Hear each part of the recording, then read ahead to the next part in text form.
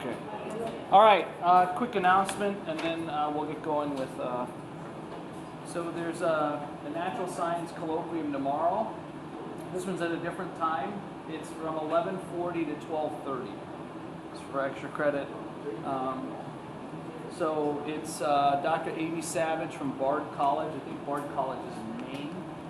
So she's coming all the way from Maine, and she's going to be talking about citizen science, putting scientific literacy in general education curriculum. So let me just read a little bit about this real quick, see if you're interested. Evidence-based decision-making is essential in the feature of empowered and informed citizen. Many decisions we make each day, large and small, are best informed by an understanding of the scientific evidence on the topic. Despite this, the scientific literacy necessary to make these decisions in a way that is informed by scientific research is lacking across the country. In 2011, Bard College added citizen science to the core first-year curriculum. So it's basically, it's a small liberal arts college, just like Carthage. So you need some extra points, you're interested, it's tomorrow. It's not 4 o'clock yet. It's from 11:40 to 12:30. It's in Straz 163, which I think is the Slatic room. So the room is the same, but the time is different. I know that the 4 o'clock time has been problematic for a lot of people. Okay? So after class, if you need more information, just come up. Exam Wednesday for 2/3 of you. If you already took the exam, you don't have to show up. I don't know what you would do if you did. Maybe we'd play a game, bring in Monopoly or something. I don't know. Do something. All right, so 2/3 of you. All right, I'm not even going to ask what we did last time. I will ask where we ended. Give me a ballpark. Salivary glands? Okay. So let's just...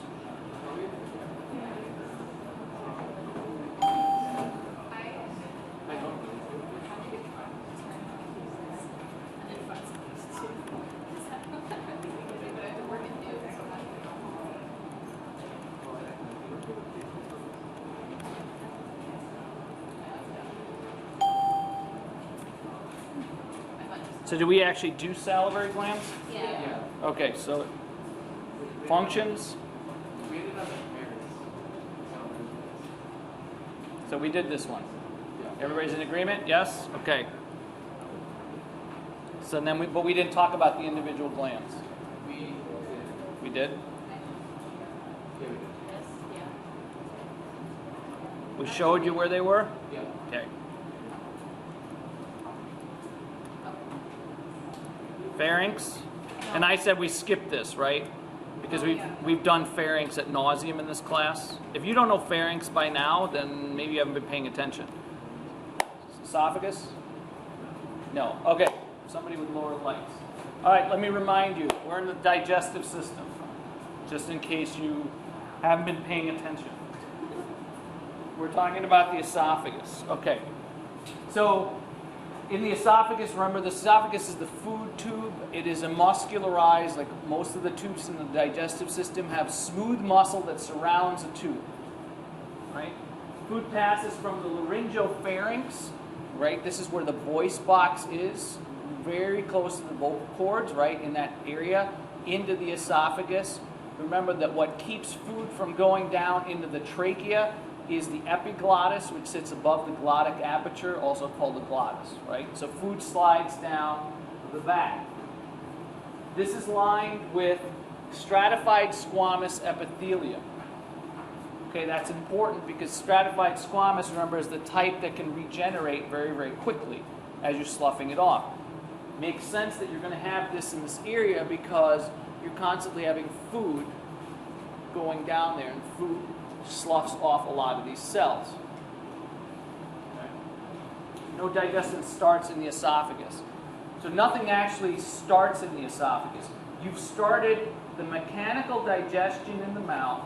You've started the chemical digestion of sugars, carbohydrates, with the saliva. So salivary amylase is the enzyme. Amylase. And this one is specifically called salivary. Right, starts carbohydrate digestion in the mouth. And that continues all the way down through the esophagus, but the esophagus doesn't start anything new. By the time you get into the stomach, the acid changes drastically. And then the salivary amylase no longer is effective, because salivary amylase has to work in a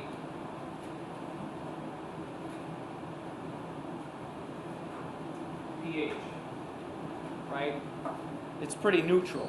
Well, when you get to the stomach, it's not neutral at all, okay? It's very, very low, the pH. So the amylase doesn't work anymore. All right, now, when we were talking about the trachea, right? We were talking about the trachea. What's the lining of those tubes? The bronchioles, the trachea. What's that lined with? What kind of epithelial tissue?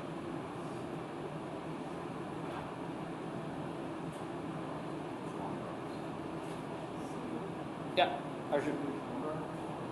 Ciliated columnar, pseudostratified ciliated columnar.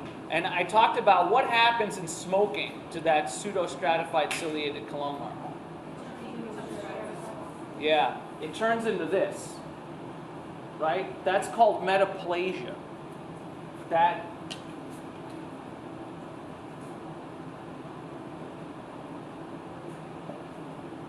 so your cells, epithelial cells, if they're irritated enough, have the ability to become metaplastic.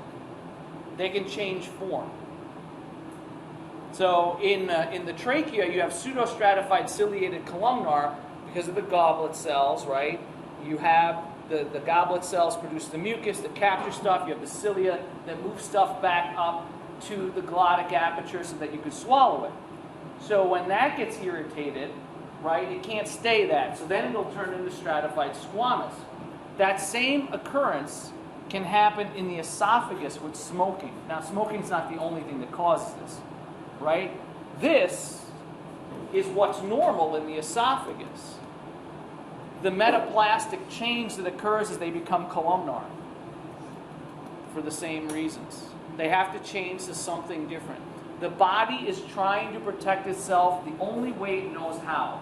If this isn't going to work, then we're going to change the cell type to something different. Yeah? So metaplasia is like a general term for this cell? Yes. Metaplasia is a general term for a metamorphosis of cells, right? So metaplasia is neither good nor bad. But typically, when we're talking about it in terms of human biology, it tends to be bad. Because in all of these cases, right, they're changing because something is irritating them. So they interchange. So you would think, well, it's already got, think about this, it's already got stratified squamous epithelium, which can turn itself over faster. But you have to think of it from the perspective of the organism. You're the organism, right? This isn't working, right? If it's not working, the body's not stupid, right? Because it's the definition of insanity is doing the same thing over and over again and expecting a different result. Well, the body's not insane. And so if you constantly are smoking and it's irritating these tissues, even if this is the type of tissue that can turn itself over the fastest, the body says, I got to do something different. It may not work. Let's try columnar. And that's called Barrett's esophagus, right?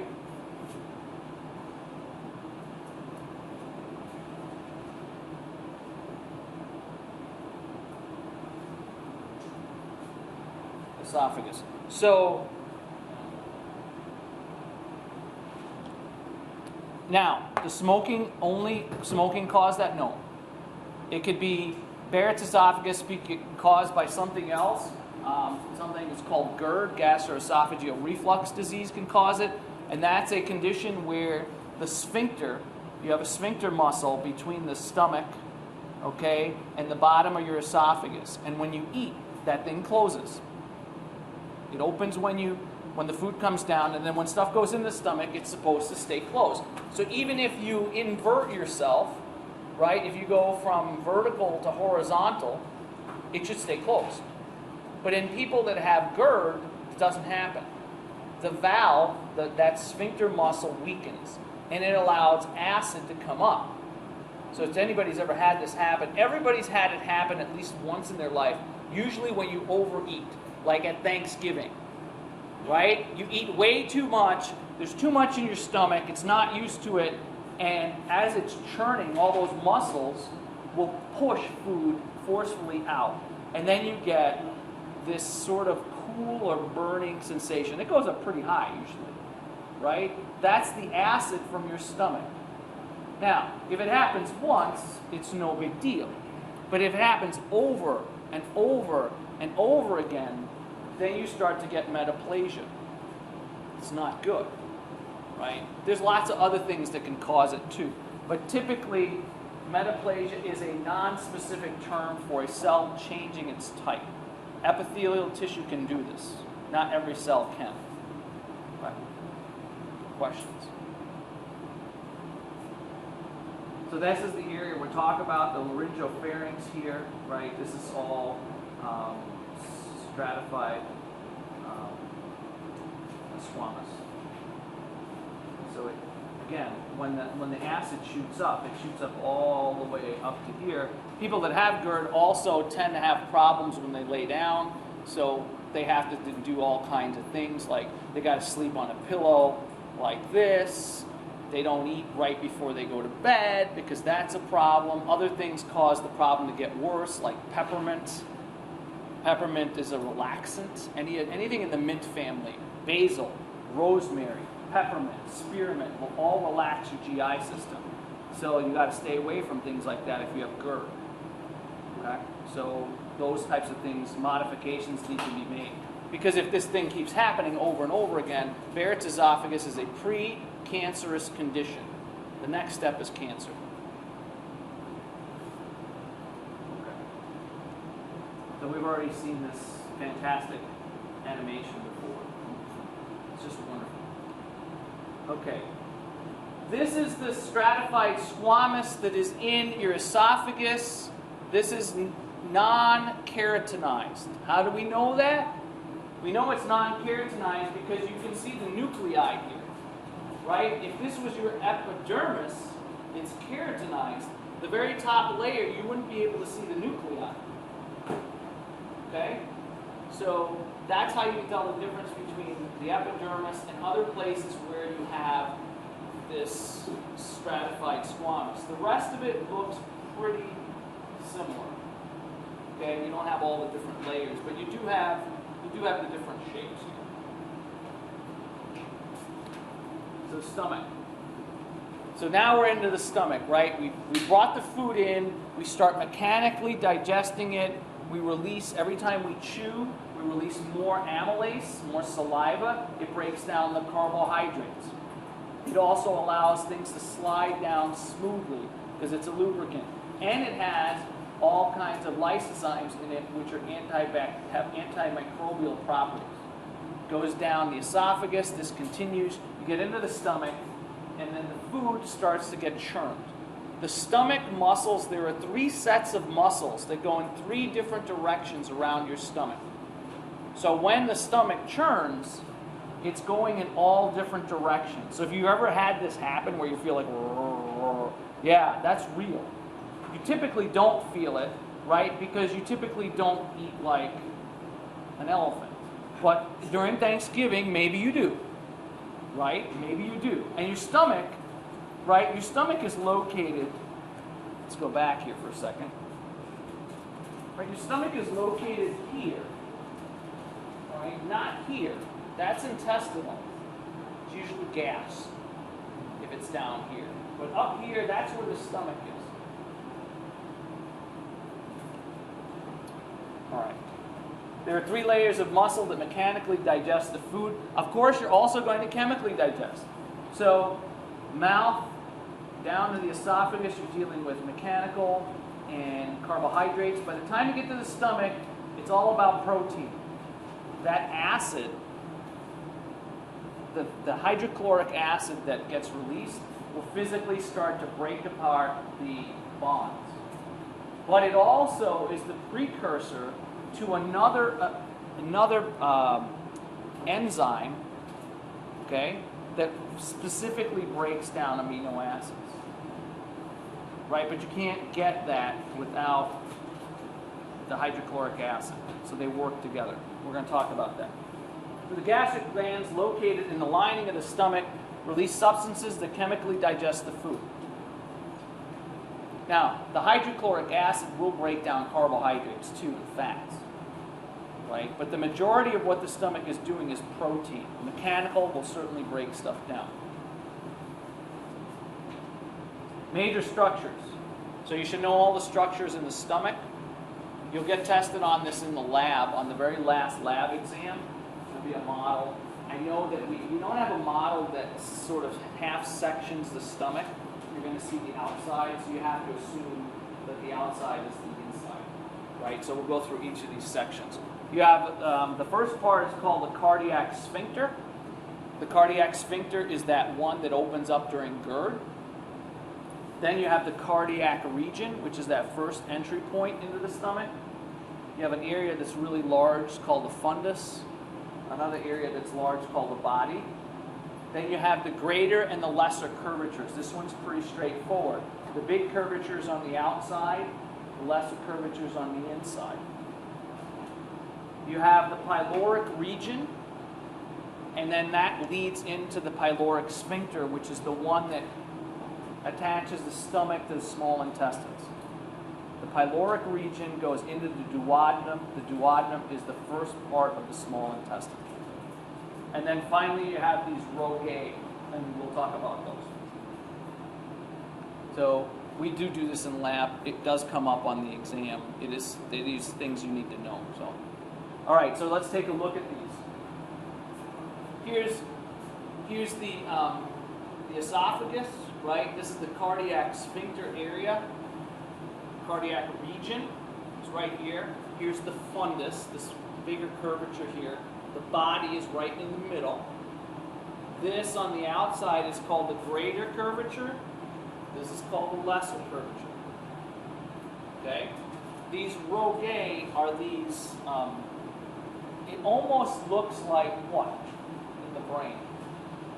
The rogae.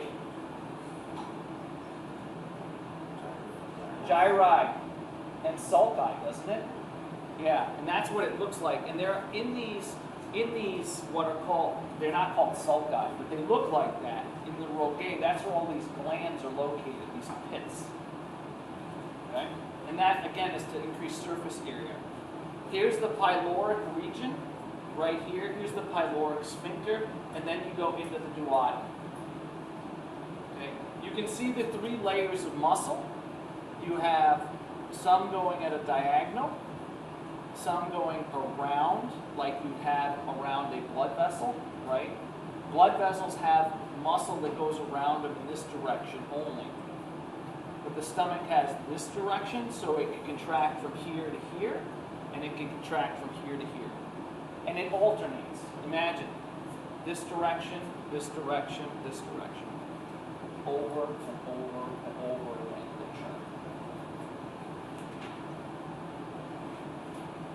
And then you, of course, have the mucosa and the submucosa. The mucosa, there's lots and lots of mucus-producing cells within the stomach. Why? Why do you need all that mucus in the stomach? Yeah. So you don't get a what? What's that? An ulcer.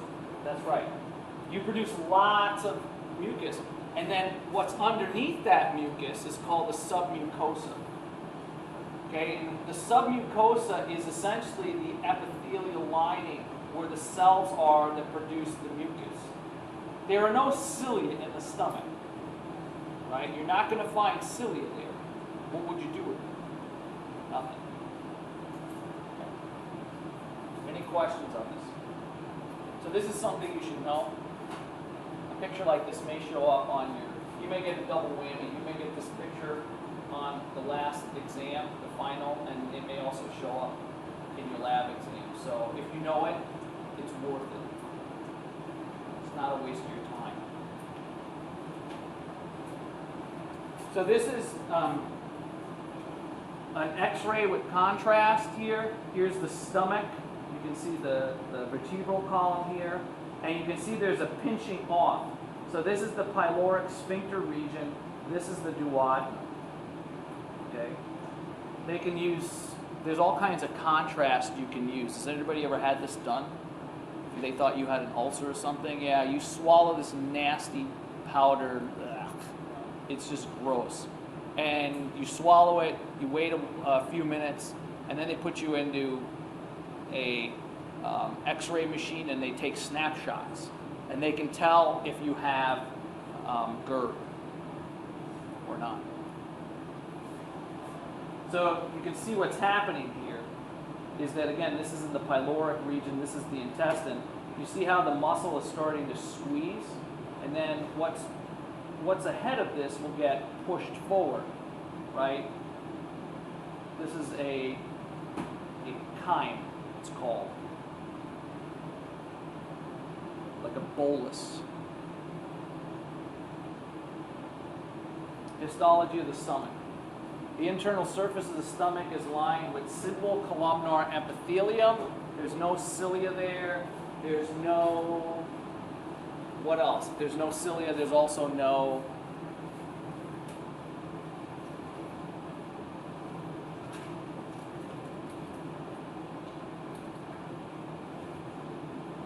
what's in the intestine? Villi and microvilli. There's none of that either. The epithelium forms tube-like structures called gastric pits in the lining of the rogae. You have lots and lots of enzymes. Digestion takes a lot of energy. Okay, digestion takes a lot of energy. The more you eat, the more calories you burn. Okay? Because it takes a lot of energy to burn it. Big animals, think of animals if you want to make a contrast and compare, like an alligator. When an alligator or a crocodile eats, it eats something usually really, really large. Okay, they have something called alkaline tide that occurs. Whatever they eat is so big, right? They take in, let's say they eat an entire deer, right? They can recruit so much acid from the rest of their body that their blood actually becomes alkaline. We think that this actually occurs to human beings on a very small scale. For instance, if you eat a very large steak dinner, your blood may become slightly basic. But what happens to these creatures is crazy. I mean, we're talking about orders of magnitude, logarithmic changes in their blood pH. It would kill a human being. That's how much acid gets recruited there. That's why after they eat, they have to just lay down. Snake does the same thing. They have alkaline tide too. They can't move because their pH is all screwed up. They can't. Their proteins, they don't work the right way. They can survive it, but they can't do anything. You and I are not designed to eat that way. So our blood can't become that acidic. Ours is teensy-weensy, the tide. So it's called alkaline tide. All right. The gastric pits are openings for the gastric glands. They produce the gastric juice. Now the juice has all kinds of enzymes in it.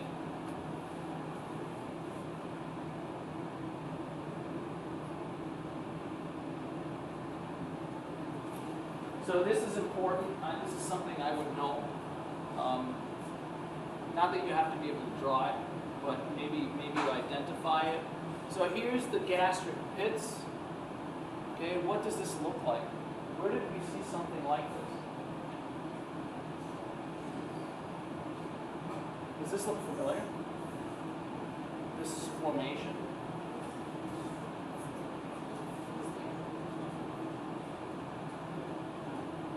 When we talked about glands, remember the acinar, the tubular, different glands? Yeah, that's what this is. Okay? So there's this lamina propria, so there's mucus covering all of this, and then there's these pit openings, right? The lamina propria is the same as the submucosa. The lamina propria is a form of what?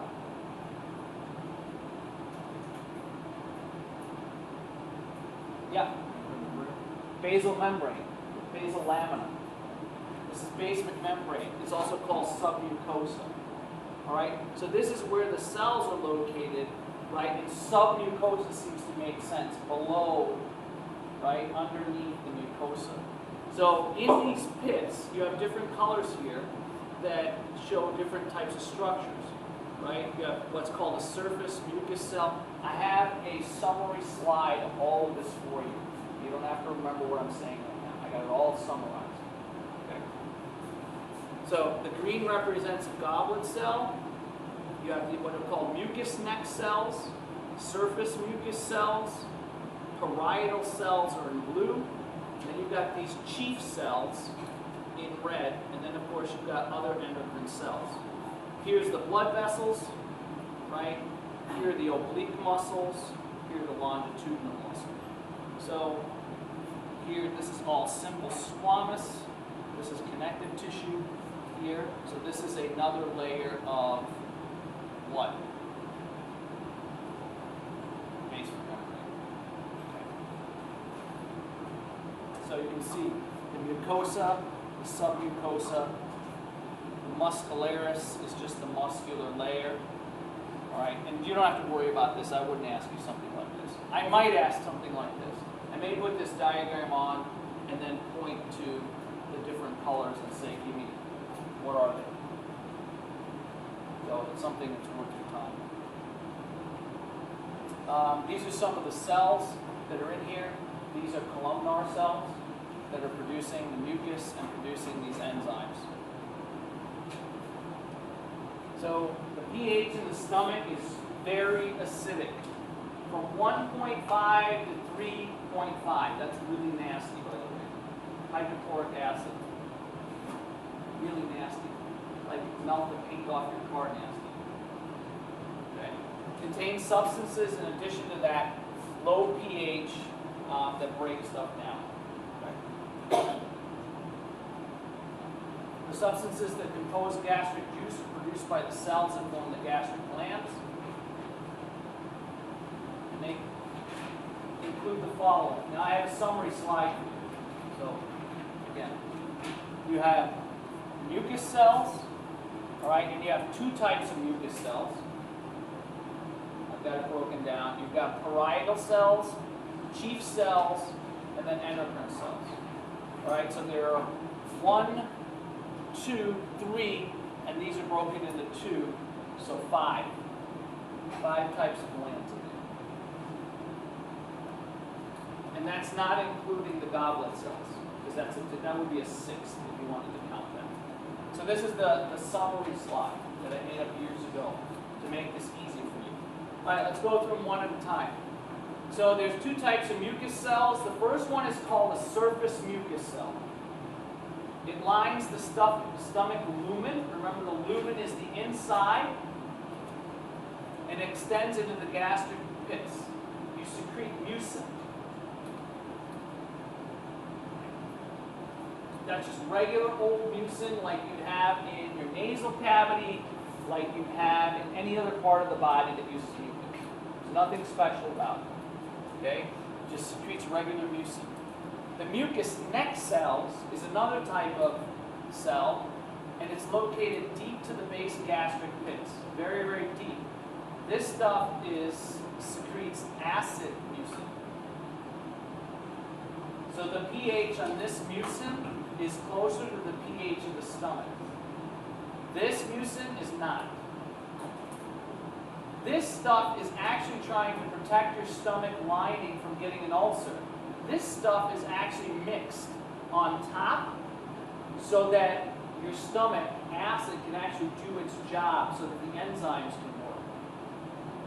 That's why you have these different layers. This is protecting your stomach. This is helping the stomach do its job. Very, very important. The parietal cells are also called oxyntic cells. They're located in the proximal and the medial parts of the gland. Okay, so what does that mean? Go back for a second. I'll come right back.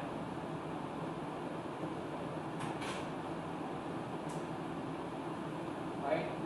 In the proximal and medial parts of the gland. This is medial, right? This would be proximal, this would be distal, this is medial.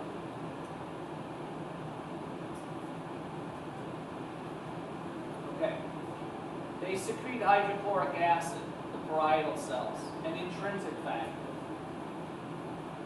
So the parietal cells secrete the hydrochloric acid.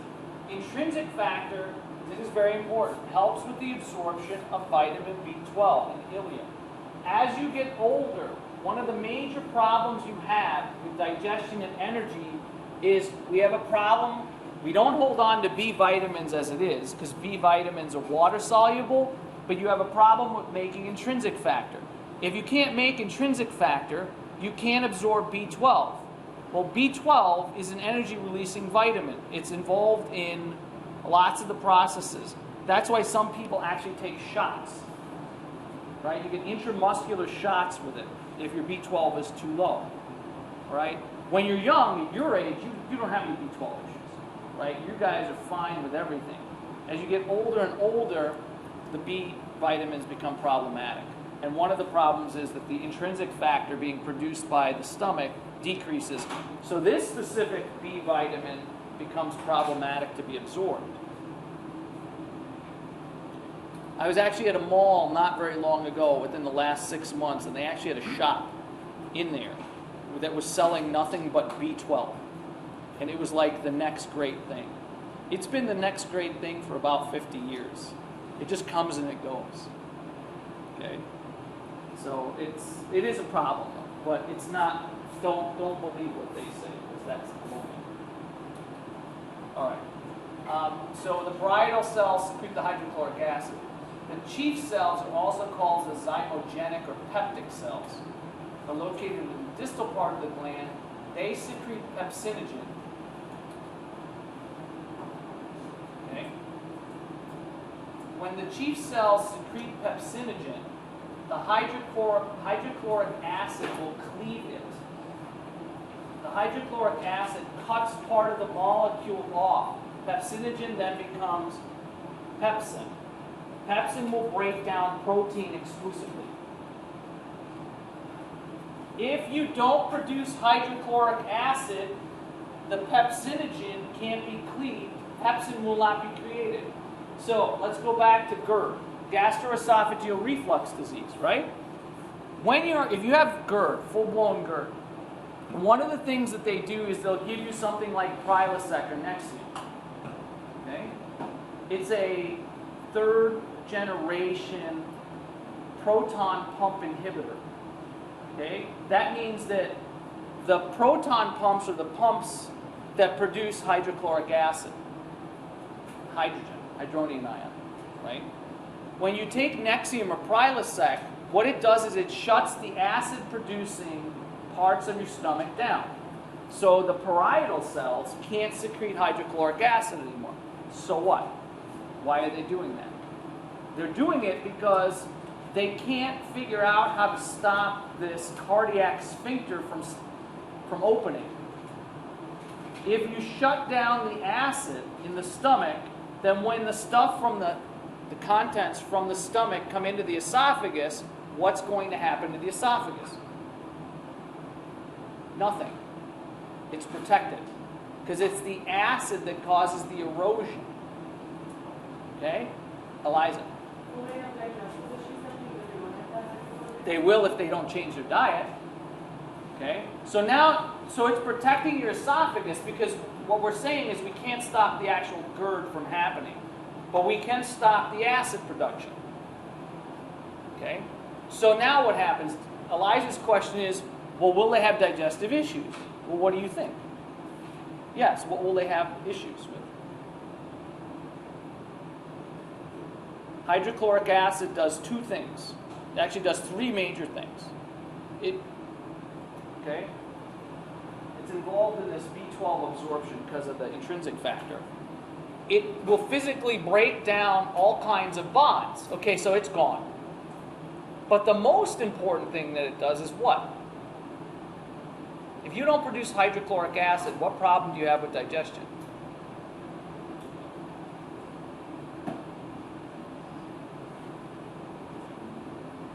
How are you going to cleave pepsinogen? You can't. If you can't cleave it, then the active enzyme, because pepsinogen is not active, right? It's a precursor molecule. How are you going to break down protein?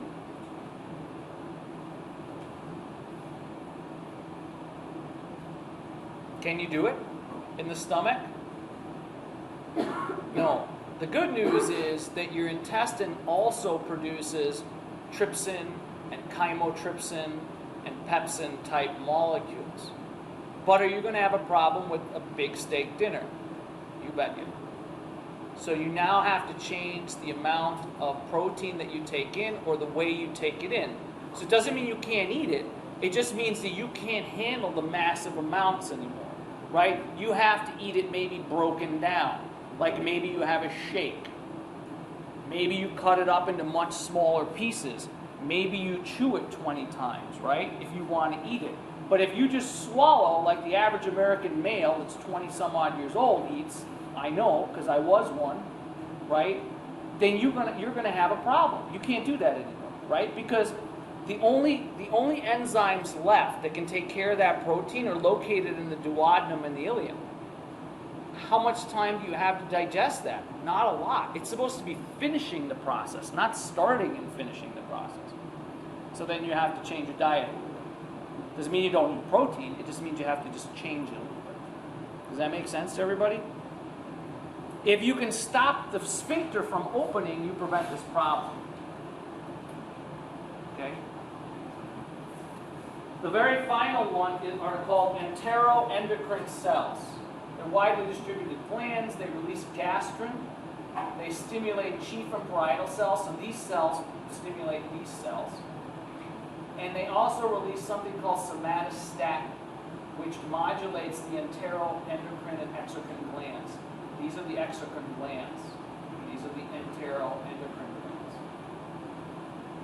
You'll also see somatostatin as a hormone that's also released from the pancreas. It does a lot of modulating type stuff, which means it helps out. Okay? So this is a very important slide. Stuff like this shows up on the final in droves. Okay, so spend time on it. It's not intuitive. This wouldn't be something you would have learned in any other class. Probably not.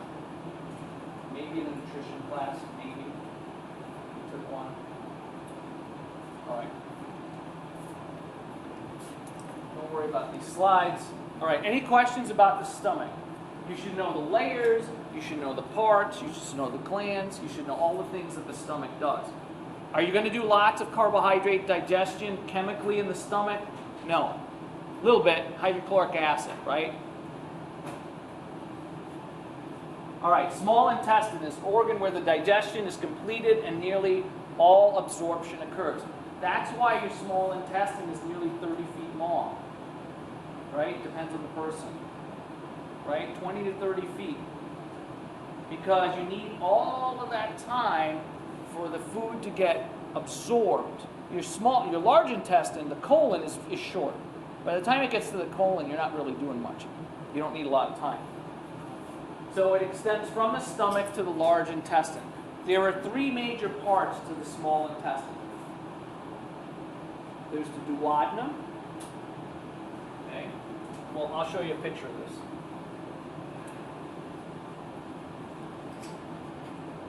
That's the very first part. Then you have the ileum. And then you have something called the jejunum. Okay? Not necessarily in that order. We'll look at them in a second. So in some cadavers, they're 20 feet long, maybe 30 feet long. We talked about this before. Animals that are primarily vegetarians, herbivores, have a much longer digestive tract than ours. That's why they always look like they have bellies. It's just more intestine. They need even more time and multiple stomachs because they can actually break down cellulose where you and I cannot. And that takes a lot more time. If you look at carnivores, like an obligate carnivore like a tiger, their intestines are really short because they only eat meat. I mean, they occasionally eat some berries and stuff, but they're primarily a meat eater. And then we're somewhere in between. So you have the duodenum, the jejunum and the ileum. I put these two out of order. That's why I said this one's second, this one's last. Sorry about that.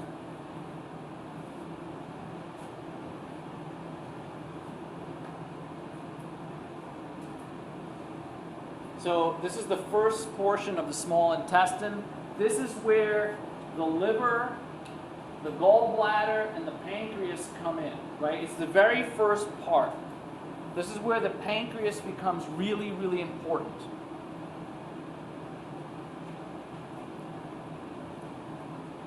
So this part of the intestine wraps around the head of the pancreas. So this is the exocrine function of the pancreas. Remember we talked about exocrine versus endocrine glands? Remember, endocrine glands release a hormone into the blood. Exocrine glands usually release enzymes into a ductwork system. This is exocrine function of the pancreas, not endocrine. So you can sort of see it here. I'll show you a better view. Here's the pancreas. Here's the duodenum. This comes right off of the stomach. You can see a better look at it here. So here's the stomach, here's the pyloric region, here's the duodenum. This would be the pancreas would be right in this corner here. Alright, comes down. Alright, it's not very large, the duodenum is not very long. Most of this is jejunum. And then you've got ileum here, and the ileum actually connects to the cecum, which is the first part of the large intestine.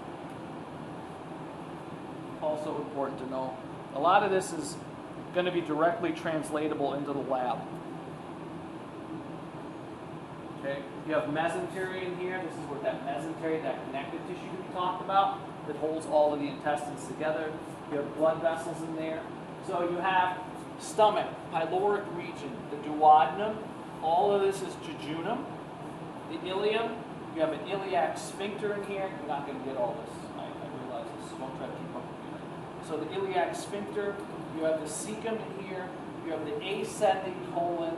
Then what you end up getting is the transverse colon, then the descending colon. Then you have the rectum and the anus come after that. So now here's the appendix. That's all the appendix looks like. It's on your right side. It's really, really small. Again, we don't really know what it does, but it sort of makes sense that it would either have been involved in the processing of cellulose, or the newest theory, again, I said, is that it may repopulate the large intestine after some kind of a bacterial infection, some kind of a problem. We don't know. So we can look at these circular folds. This is the duodenum. There's also circular muscle in here. There's also longitudinal muscle. So if you look at different types of tubes throughout the body, okay, if you're looking at a blood vessel, the muscle that surrounds the tube pretty much surrounds it circular, right? Because a blood vessel does this. It either gets smaller or bigger, okay? If you look at the stomach has, because of all the churning, it has 3 sets of muscle going in 3 different directions. Okay? But the intestine has 2 sets of muscle. It has that circular muscle that squeezes, but it also has a longitudinal muscle that pulls or shortens it. Okay? So if you're thinking about 3 types of smooth muscle in the human body, you're thinking about a blood vessel, just gets smaller or bigger. You're thinking about the intestines, which gets smaller or bigger and can either flex this way or this way. And then you're thinking about the stomach, which is the ultimate, because it's got 3 layers in 3 different directions. Okay. So here's the pancreas. Here's the head of the pancreas. Here's the duodenum, right? And the stomach would have come off here. Here are the glands. This is what's called the common bile duct, right? And then you have the pancreatic duct. We'll talk about some of these, but what's going on here is what? Bile. Does anybody know what bile does? Arjun. It helps emulsify fat. That's right. So when you eat fat, it helps contain it. Right? So your liver produces it, your gallbladder stores it. When you eat a high-fat meal, the gallbladder dumps all of this bile into the system because it's going to emulsify that fat. The pancreas is the do-all organ, okay? Because this thing is going to release all kinds of different enzymes. So in the pancreas, right, you release the following. So for carbohydrates, you release pancreatic amylase. So this is one of the enzymes that helps you finish carbohydrate breakdown, whatever's left. It looks just like the amylase that's in your mouth. It's just made by a different organ. Then you got to deal with the fat. Well, when you're talking about the pancreas, you're producing what are called lipases. All kind of them. Lipases break fat molecules down. The emulsification keeps them together, right? That's what the bile does, and the lipases come in there and just hack it all to pieces. And then finally you have protein. You have things like chymo, trypsin. This one I always screw up, sorry. I can't ever remember how to spell this one. I think it's Y, trypsin. And trypsin. So these are the enzymes that break down the three major macromolecules. They finish it, right? The mouth would have started carbohydrate digestion chemically. The stomach started protein digestion chemically. And then these two get finished here. The fats are the lowest, slowest. It starts last, it finishes last. That's why if you eat a big, fat, heavy meal, it takes a long time for you to digest it. Also takes a long time for your blood sugar to go up. So you're not going to get an energy rush from a fat meal. Questions? Make sense? So the duodenum is lined with simple columnar epithelium, right? Because you're producing lots of these enzymes.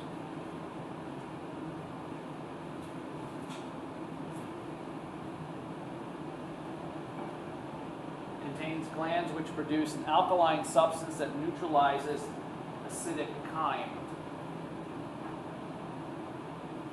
So think about the problem you have in your digestion. The chyme coming out of your stomach is highly acidic, right? It has a pH between 1.5 and 3.5. Right? Now remember, the pH scale, just to remind you, is a logarithmic scale, kind of like the Richter scale that we measure earthquakes with, right? So the difference between an earthquake of 6 and an earthquake of 7 is immense, orders of magnitude, right? Gigantic. That's the same thing here with pH. The pH in the intestine, in order for all of these enzymes to work, has to be about 8 to 8.5. So you've got to go from 1.5 to 3.5 to 8.5. That's a really big deal. That is an amazing feat of physiology. You do this all the time. If you cannot make that conversion, not only are you going to tear up your intestines because the intestines don't like that pH, but you're not going to have these enzymes working. And if these enzymes don't work, you can't break down that stuff. If you can't break down that stuff, you can't absorb it. Okay? This is an amazing physiological feat. I can't stress how amazing this is, that this conversion happens really fast.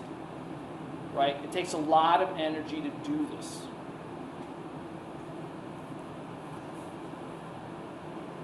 So the jejunum is the second part of the small intestine. It's the middle portion. It extends from the duodenum to the ileum. It's the largest or the longest section.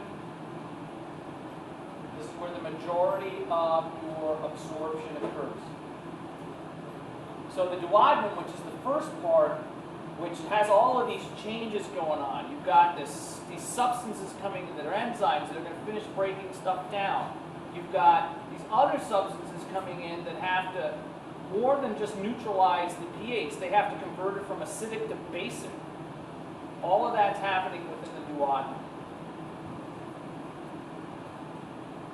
Ileum is the last portion of the small intestine. It joins the cecum of the large intestine. So there's a valve there, or a sphincter, called the ileocecal sphincter. It's easy to remember. You just got to remember what the two portions are that make it up. Last part of the small intestine called the ileum. First part of the large intestine called the cecum.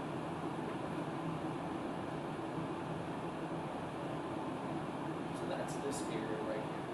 So duodenum is short, ileum is short, jejunum is very, very large.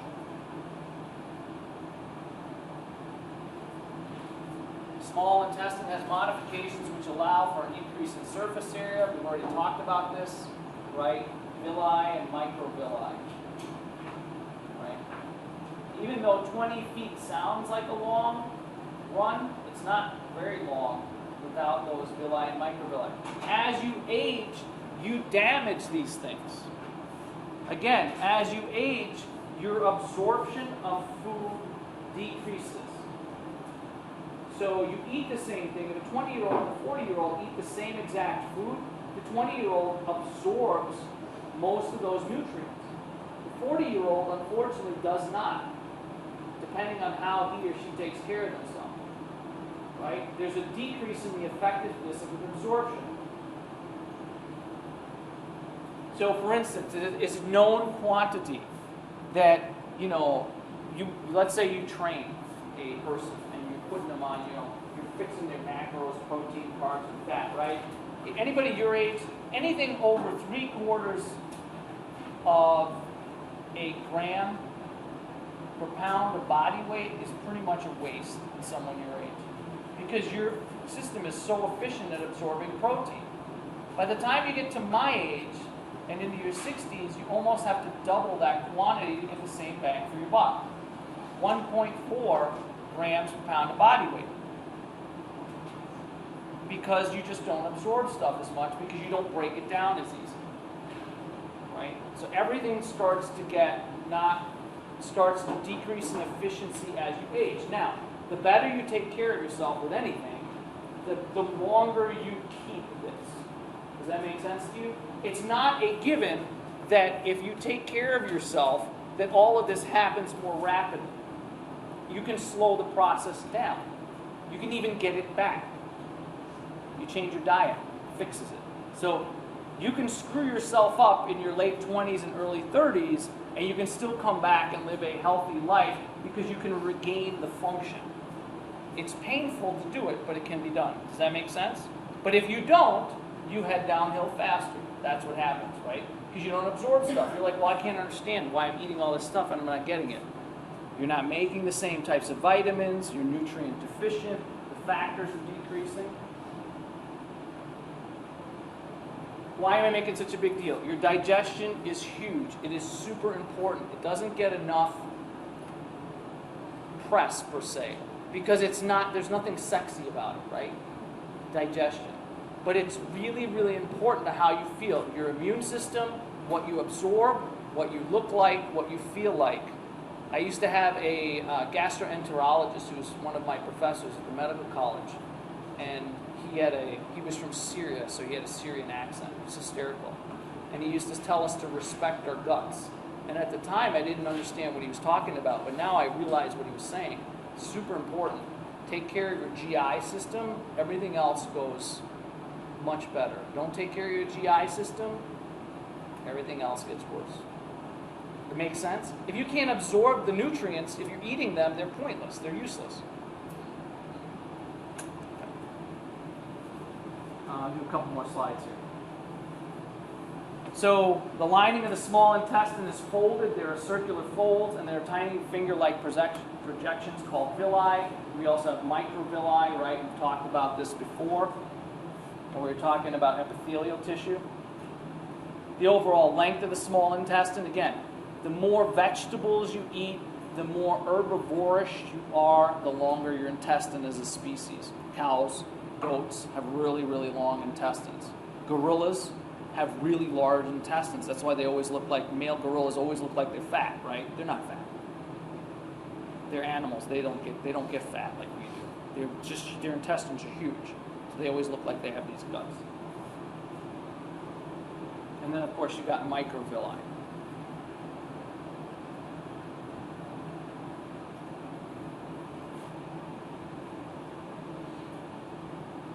All right, I'll stop here. Turn on the lights, please. So just a reminder, okay, I know I did this before, but real quick, not a review. You should have this, but just to remind you, Wednesday, okay? If you haven't taken the exam, Wednesday is the exam. I don't care which section you show up to. Doesn't matter to me. But if everybody shows up at my third section, there's going to be people sitting on the floor. Doesn't matter to me. Okay, I will be here. If somebody wants to bring a Monopoly game, if you've already taken the test, I'll play Monopoly with you. Chutes and ladders, Candyland, whatever. It's all good. All right? I'll just go over this real quick again. I know you have this, just to make sure, right? No 4-point questions. People that have already taken it can attest to this. Brain, no reading questions. 7 brain lecture questions. Cranial nerves, 6. So make sure you know your handout. Blood, 2 reading questions. 4 from the lecture. Heart, 2 reading, 4 from the lecture. Blood vessels, 2 reading, 4 from the lecture. Lymphatics, no reading, 5 from the lecture. Respiratory, no reading, 6 from the lecture. And there are 7 old questions for a total of 50. Everybody finished it in a reasonable amount of time. Nobody seemed to have a major problem with the time. Okay? Good luck to all of you. Again, extra credit tomorrow. You can have it. Have a wonderful day.